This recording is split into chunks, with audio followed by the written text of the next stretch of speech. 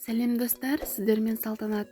Бүгін сіздермен оқтау мен жаюды қажет етпейтін фила қамырының рецептісімен бөлісетін боламын.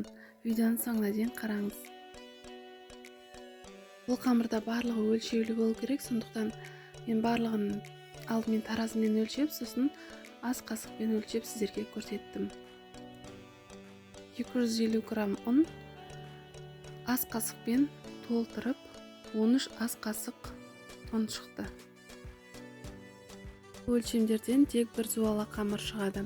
Егерде 2 суала немесе одан да көп жасайтын болсаңыздар, тура осыны көбейтіп ала бересіздер. Келесі суымыз бөлме температурасында немесе мұздай болса тіпті жақсы. 11 ас қасық су, 115 грамм 11 ас қасық су болып шықты.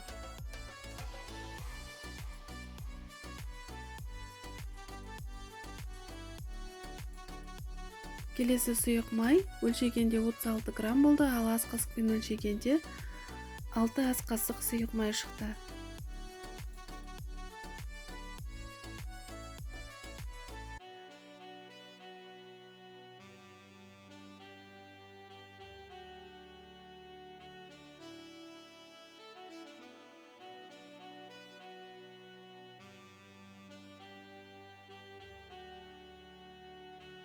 Жұмыртқамыз 30-35 грамм болу керек. Егер бір жұмыртқаны толықтай алатын болсақ, ол 50-55 грамм шығуы мүмкін. Сондықтан жарты жұмыртқа жеткілікті болады екен.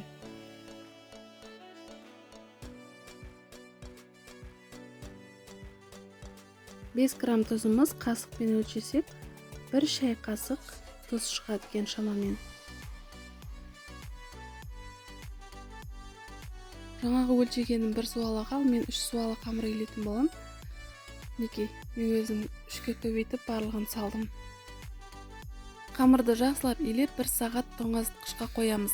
1 сағаттан соң тоңазытқыштан алып, тағы 1 сағат бөлме температурасында тұрады. Сонда қамырымыз жақсы жұмсарып созылатын болады. Неке, менің қамырым дайын. Қамырмен жұмыс істеп бастаймыз. Осылай шет-шетінен ұстай отыра, ортасынан бастап жұқартатын боламыз. Қамырмен жұмыс істеу өте оңай және қызық. Бір суала қамырдың өзін 2-3 минутта тез-ақ жайып тастауға болады.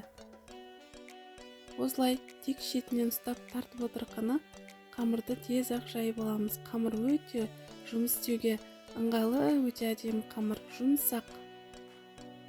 Алдын осылай қамырды жайып көрмесеңіздер, осылай жайып көріңіздер, өте қызық процесс. Бұл қамырмен көп нәрсе жасауға болады. Етті бәліш, тәтті бәліштерді, самса жасауға болады және асқабақ қосып, картошка қосып, сыр қосып, көп нәрсе жасасаңыздар болады. Қамырдың барлық жерлерін міндетті түрде тартып осылай жұқа етіп шығыңыздар. Егер қалыңдау жер болып қалса, ол жері дұрыс піспей қалатын болады. Сондықтан барлығын жыртылып кетсе де солай тарта беріңіздер. Барлық жері бірдей жұп-жұқа болып тартылу керек. Егер қалың жерлері қалып кететін болса, олар дұрыс піспей қалады. Сосын ерітілген сары майымызды қамырымыздың барлық жеріне тегізіп жағып шығамыз. Қамырмен қалаған нәрсеңізді қалаған формаңызда жасауға болады. Және астына міндетті түрде мата салуды ұмытпаңыздар, өйткені қамырымыз өте жұқа болғандықтан ораған кезде қолмен ұстайтын болсақ, ол тез-ақ жыртылып кетуі мүмкін. Біз 180 градуста 35-40 минут піседі. Пешіңіздің қызуына қарай міндетті түрде қарап тұрыңыздар. Сары май жағып, орап, табамызға салып, жұмыртқа жақ бетіне күнжіт сеуіп пісіріп аламыз. Ал қыздар, жасап көрсеңіздер, сіздерде қалай болып шықты, комментарияға жазыңыздар. Бұйыртса алдағы видеоларымда кездескенше аман сау болыңыздар.